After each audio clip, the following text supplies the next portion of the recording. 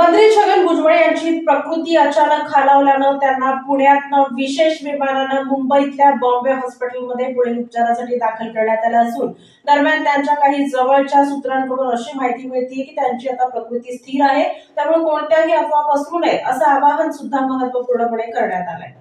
अजित पवारांच्या राष्ट्रवादीचे नेते छगन भुजबळ यांना अस्वस्थ वाटू लागल्यानं त्यांना रुग्णालयात दाखल करण्यात आलंय। बॉम्बे हॉस्पिटलमध्ये त्यांना दाखल करण्यात आलं असून छगन भुजबळ 26 तारखेला पुण्यात होते, मात्र त्यांना अस्वस्थ वाटायला लागलं आणि त्यांना विशेष विमानानं पुण्याहून मुंबईतल्या बॉम्बे हॉस्पिटल इथे दाखल करण्यात आलं। राज्याचे अन्न, नागरी पुरवठा आणि ग्राहक संरक्षण मंत्री छगन भुजबळ हे देशाचे पंतप्रधान मोदी यांच्या उपस्थितीत होणाऱ्या कार्यक्रमासाठी पुणे इथे दौऱ्यावर होते। ताप आणि घशाचा संसर्ग असल्यानं त्यांना अधिक त्रास व्हायला लागला। यानंतर त्यांना मुंबई इथे उपचारासाठी दाखल करण्यात आलं।